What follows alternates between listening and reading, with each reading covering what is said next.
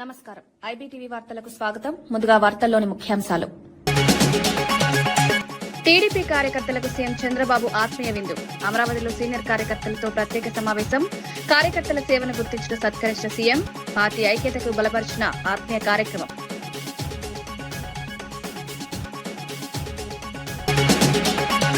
కేటీఆర్ పై ప్రేమ ఎక్కువంటూ సీఎంపై సంజయ్ విమర్శ. కేసులపై దృష్టి పెట్టాలని నిలదీత. ప్రాధాన్యతపై ప్రశ్న లేవెత్తిన మంత్రి. రాజకీయ కుమ్మక్కు ఉందని ఆరోపణలు.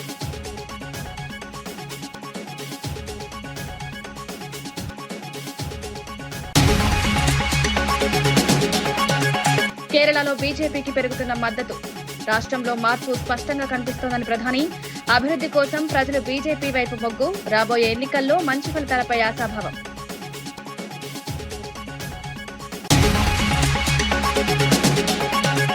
కౌశిక్ రెడ్డిపై శాశ్వత నిషేధం వేయాలని దయాకర్ డిమాండ్. అసెంబ్లీ గౌరవాన్ని కాపాడాలని సూచన. అనుచిత వ్యాఖ్యలపై కఠిన చర్యల విజ్ఞప్తి. కేటీఆర్ హరీష్ రావు క్షమాపణ చెప్పాలని డిమాండ్.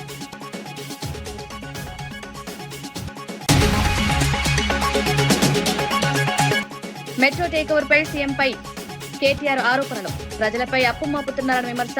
భూముల కోసం కుట్ర జరుగుతోందని వ్యాఖ్య. ప్రభుత్వం వెంటనే స్పష్టతనివ్వాలని డిమాండ్.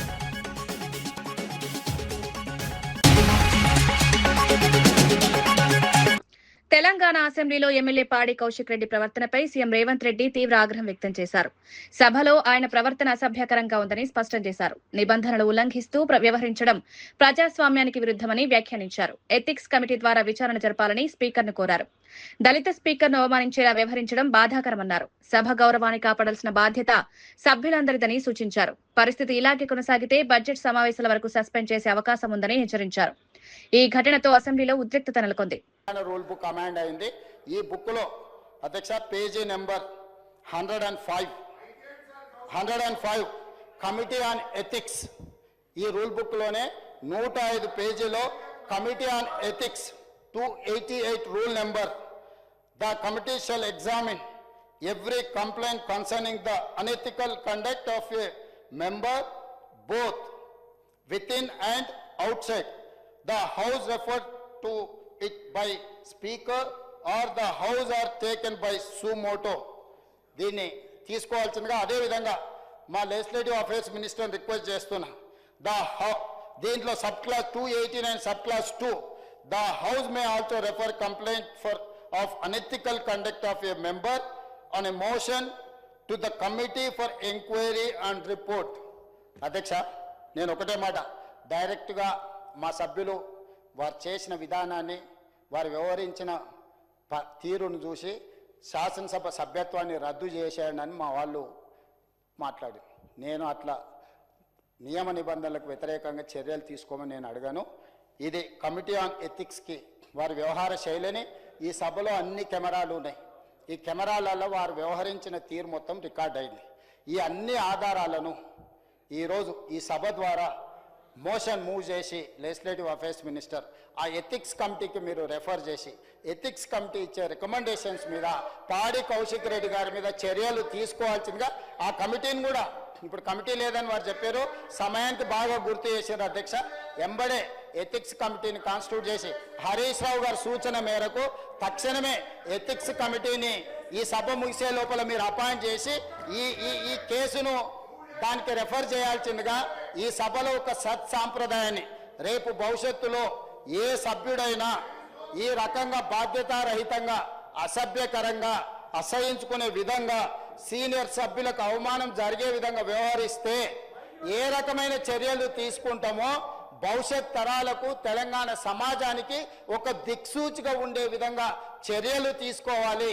దయచేసి మళ్ళొక్కసారి నేను తమరికి విజ్ఞప్తి చేస్తున్న అధ్యక్ష సభా నాయకుడిగా, బీఆర్ఎస్ శాసనసభ్యులు సీట్లలో కూర్చొని సహకరిస్తే తమరి విజ్ఞప్తి మేరకు సభలో కొనసాగించండి. వాళ్ళు సహకరించకుండా ఒక దళితుడు స్పీకర్గా కొనసాగడానికి వీలు లేదు, అతను సమర్థుడు కాదు సభను నడపడానికి అని ఒక సందేశాన్ని బయట ప్రపంచానికి ఇవ్వదలుచుకుంటే సభ్యులందరినీ రాబోయే బిజినెస్ ఈ బడ్జెట్ సమావేశాలు మొత్తానికి వాళ్ళని సభల నుంచి సస్పెండ్ చేయాల్సిందిగా పాడి కౌశిక్ రెడ్డి గారిది కమిటీ ఆన్ ఎథిక్స్ కి రెఫర్ చేయాల్సిందిగా తమరికి విజ్ఞప్తి చేస్తూ అవకాశం ఇచ్చినందుకు మీకు ధన్యవాదాలు తెలియజేస్తూ సెలవు తీసుకుంటున్నాను అధ్యక్ష. టీడీపీ ఆవిర్భావ దినోత్సవం సందర్భంగా సీఎం చంద్రబాబు నాయుడు అమరావతి నివాసంలో సీనియర్ కార్యకర్తలకు ఆత్మీయ విందు ఏర్పాటు చేశారు.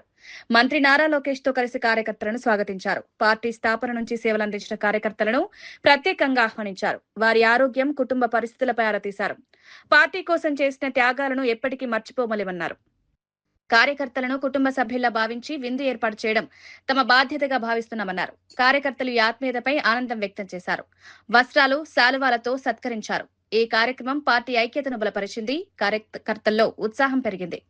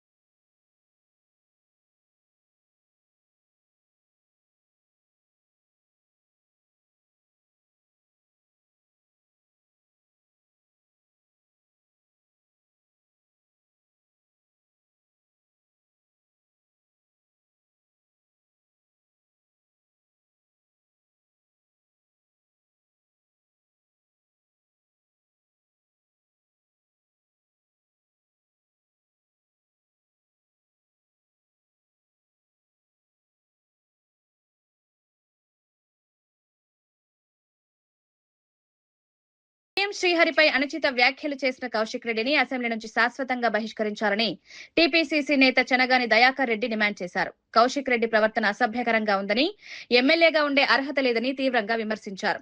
ఆయనను వీధి రౌడీలా ప్రవర్తిస్తున్నారన్నారు. కేటీఆర్, హరీష్ రావు కూడా కడియం శ్రీహరికి బహిరంగ క్షమాపణ చెప్పాల్సిన కోరారు. అసెంబ్లీ గౌరవాన్ని కాపాడాల్సిన బాధ్యత అందరికీ ఉందన్నారు.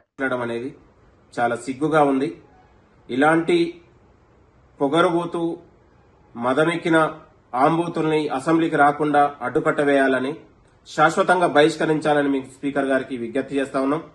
వీధి రౌడీగా, బజారు రౌడీగా వ్యవహరిస్తూ అసెంబ్లీ ప్రతిష్టను దిగజారేటట్టు మాట్లాడినటువంటి పాడి కౌశిక్ రెడ్డి పైన తక్షణం చర్యలు తీసుకోవాలని కూడా మేము కోరుతా ఉన్నాం.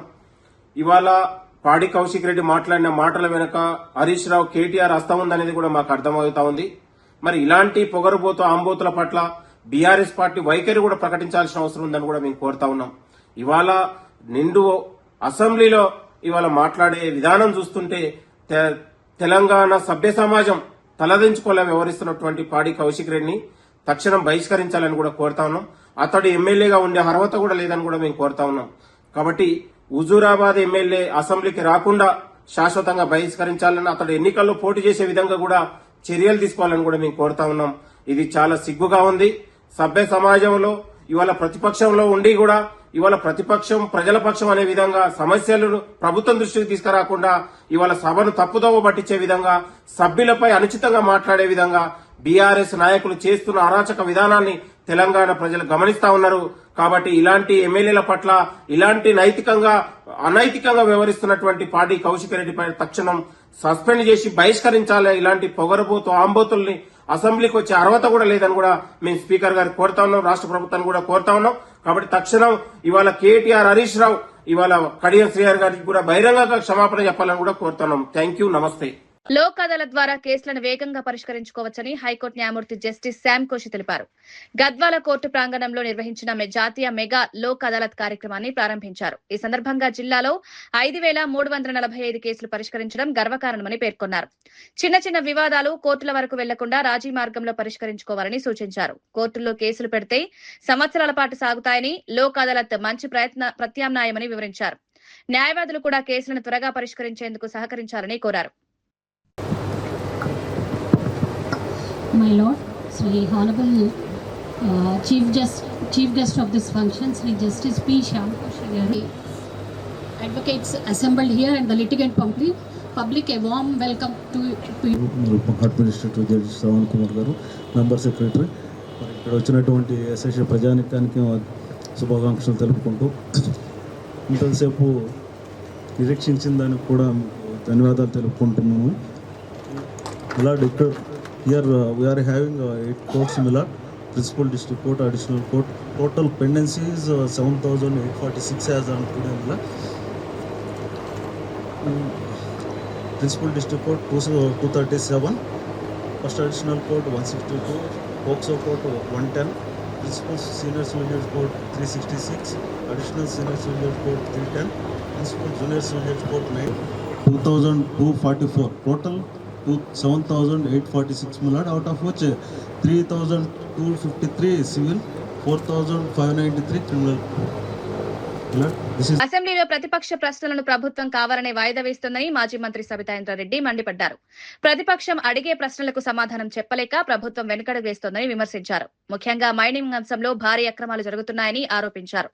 అనుమతులు లేకుండా మైనింగ్ కొనసాగుతున్నా కేవలం జరిమానాలు వేసి వదిలేస్తున్నారన్నారు. దీని వెనుక ఉన్న పెద్దల పాత్రపై అనుమానాలు వ్యక్తం చేశారు. ప్రభుత్వం తన తప్పులను కప్పిపుచ్చుకునే ప్రయత్నం చేస్తోందని ఆరోపించారు. అసెంబ్లీ వ్యవహారాల్లో పారదర్శకత ఉండాలని డిమాండ్ చేస్తుందనేది అర్థమవుతున్న సందర్భం. ఈరోజు నేను హరీష్ రావు గారు లేవనెత్తిన అంశం ఏదైనా కూడా అసెంబ్లీలో బయట జరుగుతున్న అవినీతిని అసెంబ్లీలో ప్రస్తావించాలని ప్రయత్నం చేస్తూ ఉంటాం.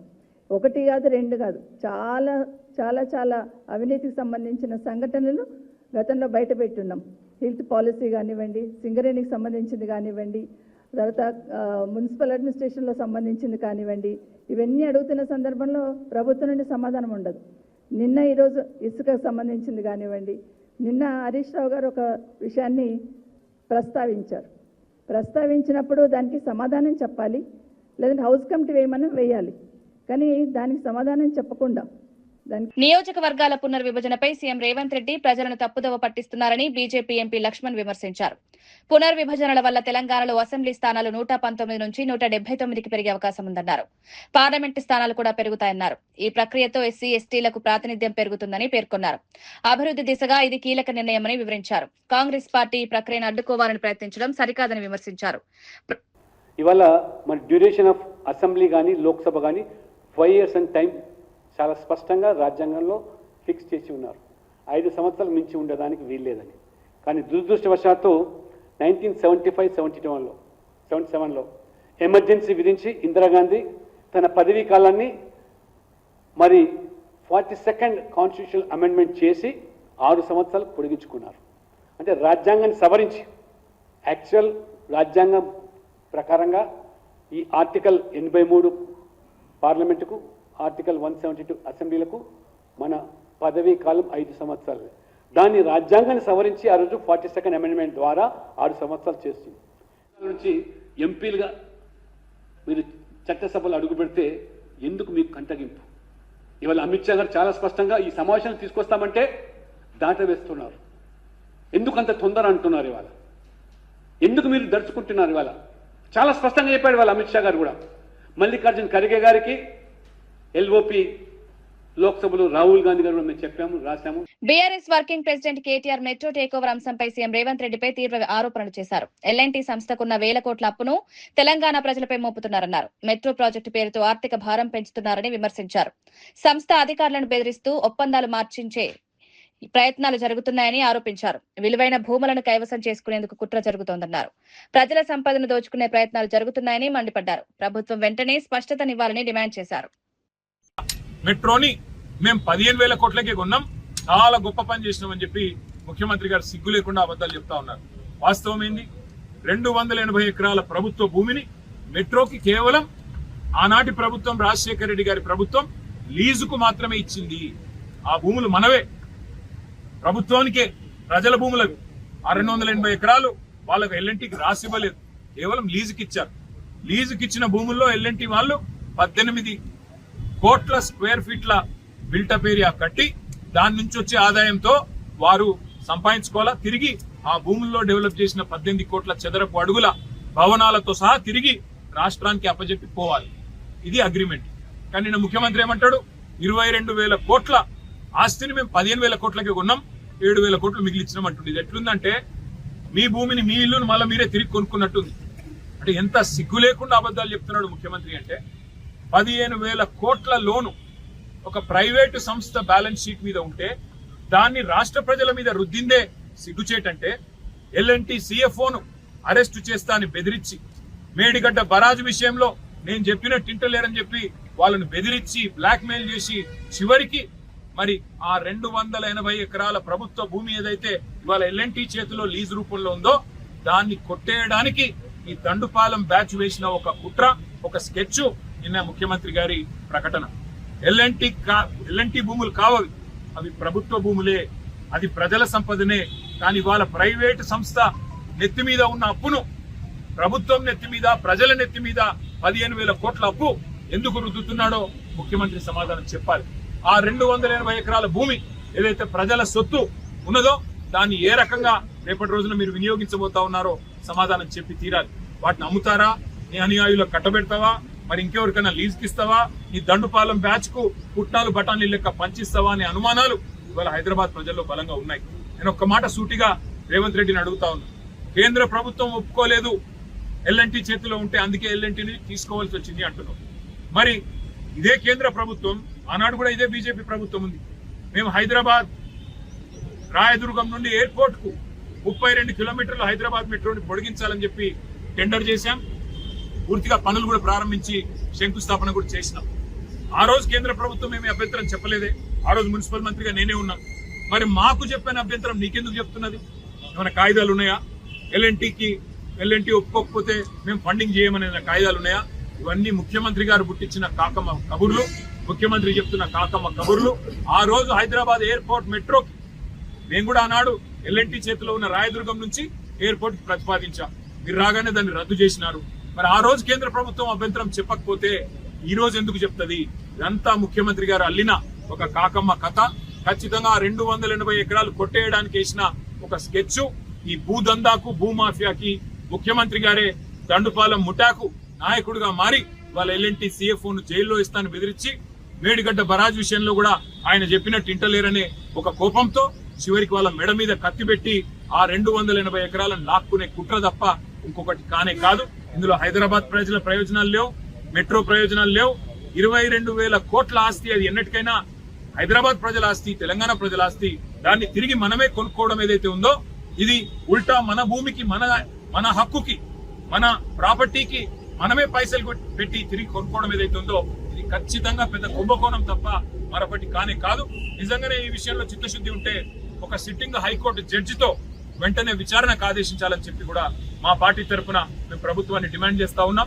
అసెంబ్లీలో స్పీకర్ తీరుపై మాజీ మంత్రి తలసాని శ్రీనివాస్ యాదవ్ తీవ్రంగా స్పందించారు. పార్టీ మారిన ఎమ్మెల్యేలను బీఆర్ఎస్ సభ్యులుగానే గుర్తించిన తర్వాత వారు స్పీకర్ వైపు ఎందుకు కూర్చున్నారని ప్రశ్నించారు. తమ నిరసనను తప్పుదో పట్టించేందుకు వారికి మైక్ ఇవ్వడం సరైందా అని నిలదీశారు. ప్రతిపక్ష హక్కులను కాలరాస్తున్నారని విమర్శించారు. 2 సంవత్సరాలుగా హౌస్ కమిటీ ఏర్పాటు చేయలేదని ఆగ్రహం వ్యక్తం చేశారు. అసెంబ్లీ వ్యవహారాల్లో పారదర్శకత అవసరమని సూచించారు.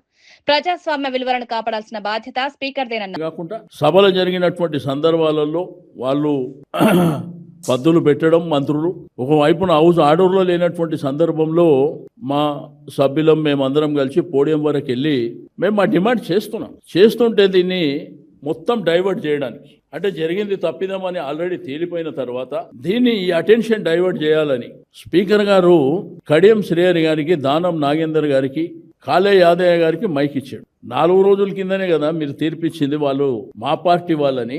మరి మా పార్టీ వాళ్ళందరూ మేము పొడియం దగ్గర కూర్చున్నప్పుడు వాళ్ళు ఏ పార్టీ అని మీరు మైక్ ఇచ్చిర్రు, ఏ పార్టీ అని మమ్మల్ని తిట్టిపిచ్చిర్రు అంటే డెమోక్రసీలా ప్రజలు ఇవన్నీ గమనించారనేటువంటి భావన మీకుందా? రెండోది కడియం శ్రీహరి గారు మాట్లాడుతూ ఏదైతే భూముల మీద హౌస్ కమిటీ వేస్తాన్నారు ముఖ్యమంత్రి గారు అని చెప్తూ నా ఇంటికే కూడా పీక్కోలేరు అనేటువంటి అక్కడ జరిగినటువంటి కాన్వర్జేషన్. ఇక్కడ వైపు నుంచి కౌశిక్ మీరు ఏ పార్టీ చెప్పాలి అని ఒక వైపున స్పీకర్ వైపు చూపిస్తూ రెండో వైపున శ్రీహరి గారి వైపు చూపిస్తూ ఆయన అఫీషియల్గా స్పీకర్ గారు వీరికే మైక్ ఇవ్వలేదు. ఈయన స్థానం నుంచి ఈయన ఎక్కడికి పోలేదు. కౌశిక్ సభ జరిగినప్పుడు ఆర్డర్లు లేనప్పుడు చాలా అంశాలు జరుగుతుంటాయి. కానీ ప్రొసీజర్స్ ఏంది, రూల్స్ రెగ్యులేషన్స్ ఏంది, మైక్ అవకాశం ఇచ్చినప్పుడు దాంట్లో ఏమైనా వల్గర్గా మాట్లాడినటువంటి సందర్భాలు వచ్చినప్పుడు ఎథిక్స్ కమిటీ అని ఇంకో కమిటీ అని చెప్పి రెఫర్ చేస్తారు. ఇప్పుడు దీని ఎథిక్స్ కమిటీ లేదు. ఫస్ట్ ఆఫ్ ఆల్ గడిచిన 2.5 సంవత్సరాల నుంచి అసెంబ్లీలో ఏ కమిటీలు లేవు. ఎమ్మెల్యే యశస్విని రెడ్డి బీఆర్ఎస్ ఎమ్మెల్యే పాడి కౌశిక్ రెడ్డిపై తీవ్ర విమర్శలు చేశారు. సభలో పెద్దలైన కడియం శ్రీహరిని గౌరవించకుండా మాట్లాడడం సరికాదన్నారు. సభలో చర్చ జరుగుతున్న సమయంలో సమయాన్ని వృధా చేస్తున్నారని ఆగ్రహం వ్యక్తం చేశారు. కొత్త ఎమ్మెల్యేలకు ఇది సరైన సందేశం కాదని పేర్కొన్నారు. సభ్యుల ప్రవర్తన వల్ల సభ గౌరవం దెబ్బతింటుందన్నారు. కౌశిక్ రెడ్డిపై వెంటనే చర్యలు తీసుకోవాలని స్పీకర్ను కోరారు. ఒక తండ్రి లాంటి వాళ్ళు కడియం శ్రీహరి గారు మా అందరికీ కూడా ఒక తండ్రి లాంటి వాళ్ళు, వయసులో పెద్దవాళ్ళు, ఎప్పటి నుంచో కూడా శాసనసభ్యులుగా ఉన్నారు. అట్లాంటి వారికి మర్యాద ఇవ్వకుండా ఎట్లా పడితే అట్లా మాట్లాడి నిన్నటి నుంచి చూస్తున్నాము. అది డిమాండ్ల మీద మాట్లాడుతుంటే చర్చ జరుగుతుంటే కొత్తగా సబ్జెక్ట్ ఏమైనా నేర్చుకుందామని ఇంట్రెస్టింగ్గా విందాం అనుకుంటే నూతన సభ్యులం ఎంతో మంది ఉన్నాం. సభా సమయాన్ని కూడా వృధా చేస్తున్నారు. ఎంక్వైరీ అన్నారు, పర్సనల్గా టార్గెట్ చేసి మంత్రి గారిని మాట్లాడుతున్నారు. వాళ్ళకి ఏదైనా వేరే అజెండా ఉంటే బయట చూసుకోవాలి. మరి ఇప్పుడు సభలో మేము నేర్చుకోవాల్సింది రాజకీయ పార్టీల గురించి చేయాలా లేకపోతే ప్రజలకు కావాల్సిన సమస్యలు. కేరళలో నిర్వహించిన సభలో ప్రధాని నరేంద్ర మోదీ కీలక వ్యాఖ్యలు చేశారు. రాష్ట్ర ప్రజలు బీజేపీ వైపు మొగ్గు చూపుతున్నారని తెలిపారు. పార్టీ కార్యకర్తలు అహర్నిశలు శ్రమిస్తూ బీజేపీ బలోపేతానికి కృషి చేస్తున్నారన్నారు. కేరళ రాజకీయాల్లో మార్పు స్పష్టంగా కనిపిస్తోందని పేర్కొన్నారు. ప్రజలు ప్రత్యామ్నాయాన్ని కోరుకుంటున్నారన్నారు. అభివృద్ధి, పారదర్శక పాలన కోసం బీజేపీ కట్టుబడి ఉందన్నారు. కేంద్ర ప్రభుత్వ పథకాలను ప్రజలకు చేరవేయడంలో కార్యకర్తలు కీలక పాత్ర పోషిస్తున్నారన్నారు. రాబోయే ఎన్నికల్లో బీజేపీకి మంచి ఫలితాలొస్తాయని ఆశాభావం వ్యక్తం చేశారు. पॉलिटिकल वायलेंस के कारण अपना जीवन खोया है।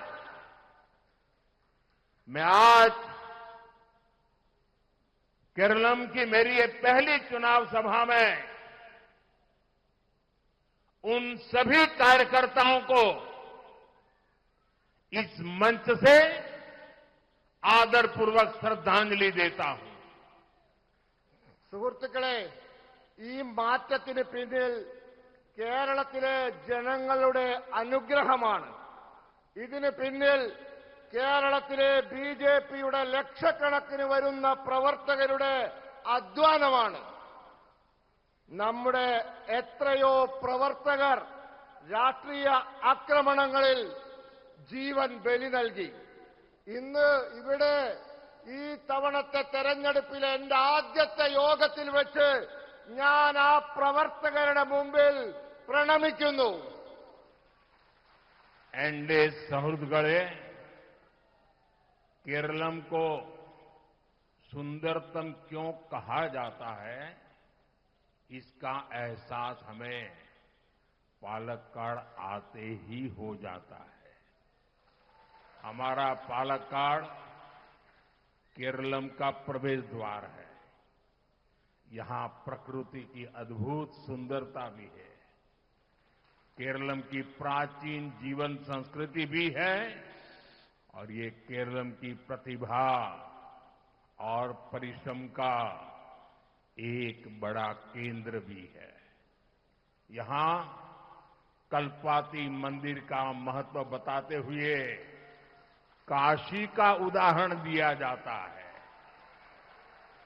काशी का सांसद होने के नाते ये मेरे लिए और भी विशेष है। സുഹൃത്തുക്കളെ, കേരളം സുന്ദരമാണ് എന്ന് എന്തുകൊണ്ട് പറയുന്നു?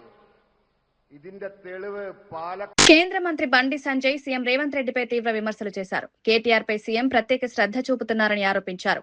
కాళేశ్వరం ప్రాజెక్టుపై చూపుతున్న దృష్టి డ్రగ్స్ కేసులు, ఈ ఫార్ములా, ఫామ్ హౌస్ కేసులపై ఎందుకు లేదని ప్రశ్నించారు. ప్రభుత్వ ప్రాధాన్యతలు సరిగా లేవన్నారు. హరీష్ రావు అంశంలో కేటీఆర్ అప్రమత్తంగా ఉండాలని సీఎం సూచిస్తున్నారని విమర్శించారు.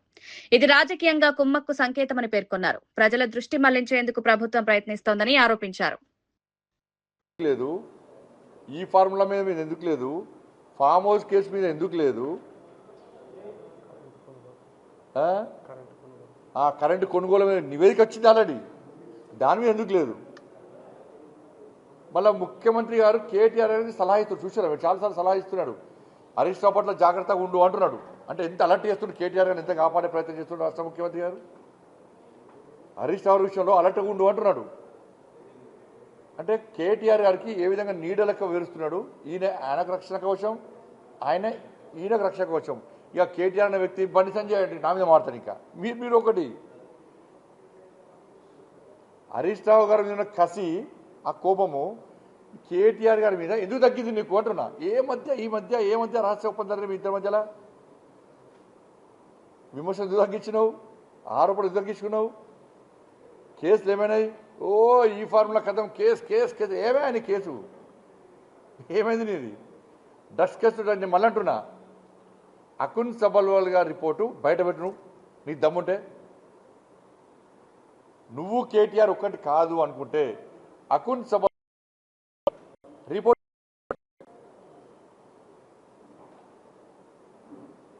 రిపోర్టు మాయం చేసింది ఎవరు? పట్టుకరా. నువ్వు మళ్ళీ విచారణ జరపకియా. నువ్వు విచారణ ఏమద్దు, డ్రగ్స్ విచారణ జరపకు. నువ్వు అకున్ సబల్వాల్ రిపోర్ట్ బయట పెట్టిందంటే తెలుసు. రాష్ట్ర ముఖ్యమంత్రి, ఒక ముఖ్యమంత్రి స్థాయిన వ్యక్తి అకున్ సబల్వాల్ రిపోర్ట్ ఏమి ఇచ్చిందో తెలుసు, దాన్ని ఎవరో తెలుసు. ఆ వ్యక్తిని కాపాడే ప్రయత్నం చేస్తున్నాడు. కాబట్టి ఇద్దరు ఒకటే. ముగించే ముందు ముఖ్యాంశాలు మరోసారి. టీడీపీ కార్యకర్తలకు సీఎం చంద్రబాబు ఆత్మీయ విందు. అమరావతిలో సీనియర్ కార్యకర్తలతో ప్రత్యేక సమావేశం. కార్యకర్తల సేవను గుర్తించిన సత్కరించిన సీఎం. పార్టీ ఐక్యతకు బలపరిచిన ఆత్మీయ కార్యక్రమం.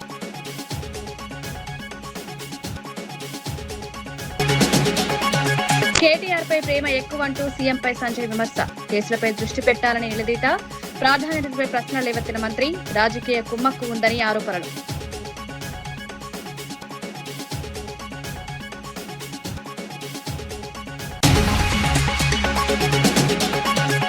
కేరళలో బీజేపీకి పెరుగుతున్న మద్దతు. రాష్ట్రంలో మార్పు స్పష్టంగా కనిపిస్తోందని ప్రధాని. అభివృద్ధి కోసం ప్రజలు బీజేపీ వైపు మొగ్గు. రాబోయే ఎన్నికల్లో మంచి ఫలితాలపై ఆశాభావం.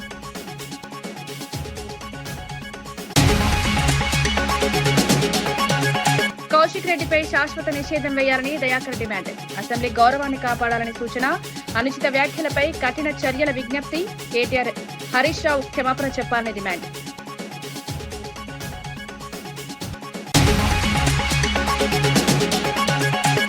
మెట్రో టేకోవర్ పై సీఎంపై కేటీఆర్ ఆరోపణలు. ప్రజలపై అప్పు మోపుతున్నారని విమర్శ. భూముల కోసం కుట్ర జరుగుతోందని వ్యాఖ్య. ప్రభుత్వం వెంటనే స్పష్టతనివ్వాలని డిమాండ్.